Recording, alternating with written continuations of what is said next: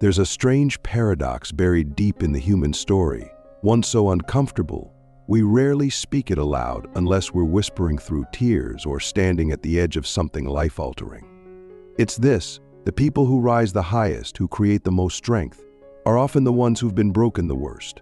Not cracked, not bruised, broken. And somehow, they don't just survive, they transform. They become something more than they were before the breaking. And that's what I want to explore with you in this video. Not just how this happens, but why. Why does suffering sometimes produce greatness? Why do pain and power so often walk hand in hand? And what does it mean for you, for the parts of you that you hide, that you're ashamed of, that you think disqualify you from rising? Let's start with a question, and it's not rhetorical. I really want you to ask yourself this: have you ever been through something that should have destroyed you, but didn't? And if so, what was left behind? Because that's where the Amara Effect begins. The term comes from an ancient word meaning eternal, but here, it's something more. It's the phenomenon where those who hit the deepest lows end up reshaping the world, not despite their pain, but because of it. The Amara Effect is the philosophical realization that suffering, when faced with radical honesty and transformed through meaning, becomes fuel for transcendence. It's not inspirational fluff. It's a brutal, raw truth forged in the fire of lived experience. And it's not rare. Look around. The greatest musicians, leaders, thinkers, many of them rose not from comfort, but from chaos. They were forged, not formed. Click subscribe to this channel to get more profound insights. We're taught to avoid suffering, to numb it, hide it, fix it, deny it. But what if pain is not the enemy? What if pain is the initiation? Think about a seed. It must split, break open in the dark soil to give birth to life. Or a bone, it strengthens after it fractures and heals.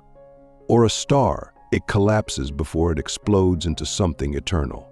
The same is true of us, but only if we choose to face the fracture. Most people don't. Most people break and stay broken.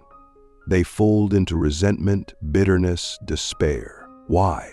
Because the meaning isn't automatic. That's the terrifying part. Pain alone doesn't transform you. Your response to pain does. The Amara Effect isn't a guarantee, it's a choice. A philosophical one, an existential one. To look at your suffering not as a curse, but as a forge. A place where the old you dies and the real you begins. Here's the twist. The most broken people often rise the highest because their pain forces them to confront life at a depth most people never reach. When you lose everything, you see clearly what actually matters. When you're betrayed, you learn to recognize truth. When you're isolated, you discover your voice. These aren't side effects, they're transformations. But they only happen if you stop running, if you stop pretending you're fine, if you stop performing strength and start becoming it. And that process, it's messy, it's nonlinear. It's filled with nights that feel like they'll never end. But somewhere in that darkness, something shifts. You begin to see that your story, your scars, your shattered pieces, they aren't shameful, they're sacred. Because they're the proof that you felt deeply, that you lived fully, that you survived honestly. So now I ask you, what is the deepest wound you've never spoken aloud? And what would happen if, instead of hiding it, you explored it? Not as a weakness, but as a doorway into the part of you that is still alive, still burning, still becoming. That's what the Amara Effect demands of us. Not that we glorify pain, but that we honor what it can become. That we stop worshiping perfection and start recognizing the power of those who've been through hell and come back carrying light. Maybe that's you. Maybe you don't even know it yet. But if you've ever thought your brokenness disqualified you from greatness, I'm here to tell you, it might be the very thing that qualifies you most. The fire beneath the ashes, how pain becomes power when you let it burn. There's something terrifying about letting pain burn. We instinctively want to smother it, bury it beneath distractions, seal it off with logic or optimism. But here's the paradox. Pain that's buried doesn't die. It festers. It becomes shame, self-sabotage, quiet bitterness that leaks into everything we do. And the world is full of people walking around with smiles on their faces and wounds in their soul. The Amara Effect asks us to do something different, something radical, to walk into the flames, to let the pain burn not as a punishment, but as a purification. Because when we stop resisting the fire, we begin to see that it's not there to destroy us, it's there to reveal us. It burns away the false identities we've worn to survive. It strips us of illusions, of ego, of the lies we told ourselves to feel safe. And what's left behind isn't weakness, it's truth. You see, the reason broken people often rise the highest isn't just because they've suffered, but because they've seen. They've seen what the bottom looks like. They've tasted despair. They've confronted death, not always physical, but emotional, spiritual, existential death. And from that place, they make a decision to rebuild, but not in the image of who they were. They rebuild as someone new, someone forged by truth, and that truth becomes their power. It's why some of the most magnetic, inspiring, grounded people you'll ever meet aren't the ones who've had the easiest lives. They're the ones who've been destroyed and rebuilt themselves, not with perfection, but with intention. They've faced the fire. They've let it burn. And now they carry it with them, not as a wound, but as a source of light. But here's the part no one tells you. That transformation is lonely. When you let the fire purify you, you outgrow things, people, places, patterns. You start to see that much of what you thought was love was actually dependency. That what you thought was success was actually self-abandonment. That what you called strength was just emotional numbness. And so the process of rising, really rising, means letting go of who you were before the fall. And that can feel like death, because it is a kind of death. The Amara Effect isn't about bouncing back. It's about being reborn. And rebirth is never clean. It's raw. It's chaotic. It's full of silence and solitude and self-confrontation. But in that space, you begin to hear something you couldn't hear before, the quiet voice of your real self, the one that was buried under all the pretending. So I need to ask you something. What are you still carrying that the fire is asking you to release? Is it a belief about yourself that was never true? A relationship that keeps you small? A version of success that drains your soul? Because if you're going to rise, you have to burn. You have to let go of everything that was built on fear, on survival, on performance. That's the price of transformation, but it's also the path to freedom. Because once you've burned, once you've faced the heat and survived, no one can take that from you. That fire becomes your compass. It becomes your truth. And in a world addicted to surface-level success, your depth becomes your greatest strength. This is the Amara Effect. The fire that should have ended you becomes the fuel that defines you, turning your pain into purpose the world can't ignore.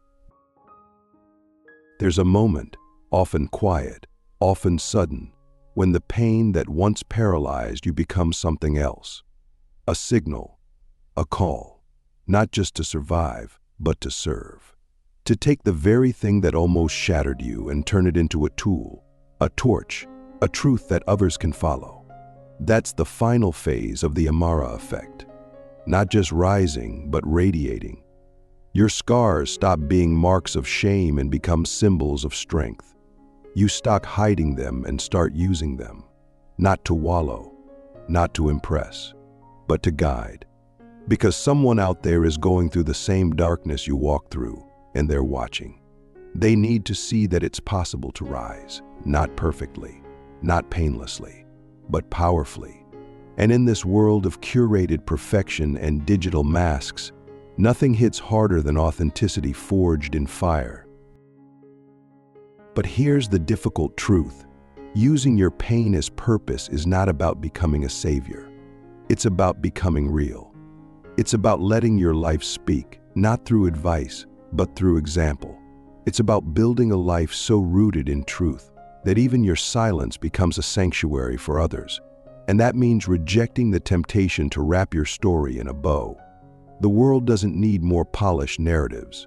It needs honest ones. Ones that say, I was broken too. I doubted everything. I fell apart, and I'm still here. That kind of honesty is rare, but it's magnetic. It's healing. And it's how your deepest wound becomes your greatest offering. Not because you're trying to be a hero, but because you're done pretending to be anything but whole in your brokenness. So I want to ask you one final question, and I want you to sit with it deeply. What if your greatest contribution to this world comes from your greatest wound? What if the very thing you've been trying to hide is the thing that could set someone else free? What if your pain is not the end of your story, but the beginning? Not as a victim, but as a voice. The Amara Effect isn't just about personal growth. It's about transcendence. It's what happens when you stop asking, why did this happen to me? And start asking, what can this become through me? That's when everything changes. That's when the fire becomes light. And that's when the world starts to notice, not because you're screaming for attention, but because you're living in alignment with something deeper than survival. Truth. In the end, the highest people don't rise because they're flawless. They rise because they've fallen deeper than most are willing to admit, and they refuse to stay there. They chose to face the fire, to let it burn away what wasn't real, to rebuild from the ashes with intention, and to let their scars become signals for others. That's what makes them powerful. Not their perfection, but their presence. And that's available to you right now. Not someday. Not when you're healed. Now. Because the moment you stop hiding your brokenness and start honoring it is the moment you stop merely existing and start leading. That's the Amara Effect. And it might just be the most radical, most necessary transformation of your life. Look at the people who truly change the world, not just with their achievements, but with their being. They don't lead with shields. They lead with stories. They've been to the edges of life, felt the full weight of grief, shame, betrayal, and still found a way forward. That's why they shine. Not because they're untouched, but because they are transformed.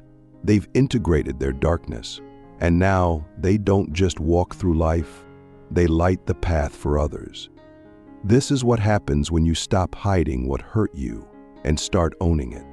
It becomes your message, your movement, your impact. Why do the most broken people rise the highest? Because once you've seen the bottom, you no longer fear falling. You no longer need perfection. You've already been through fire, and you know what's on the other side is you, unfiltered, unshakable, unstoppable. But here's the catch. The world won't always understand your transformation. Not everyone wants truth. Some people want comfort. They want the illusion. They want small talk, easy answers, and surface-level masks. So when you rise with rawness, when you speak with honesty, when you embody the Amara Effect, you will confront resistance. People will question your choices. They'll misread your scars. They'll ask, why are you still talking about that? Or shouldn't you be over it by now? But you'll know better. You'll know that your healing is not just about you, it's about all of us. Because when one person tells the truth, it gives 100 others permission to do the same. And that ripple, that's how you change cultures. That's how you heal generations. That's how you rise, not just for you, but for everyone watching you. So I leave you with this. If your pain could speak, what would it say? What would it ask of you? What would it beg you to stop denying and finally own? This is not a metaphorical invitation, it's a real one. The Amara Effect isn't reserved for the chosen few. It's available to anyone willing to stop pretending, to face their wounds, and to live from them instead of running from them. And if you do that, if you choose to rise from your brokenness with truth and courage, then you won't just become someone who survived. You'll become someone who awakens. And in a world addicted to masks, your truth will be revolutionary. That's why the most broken people often rise the highest. Because when you've lost everything false, all that remains is what's real. And what's real is enough to change everything.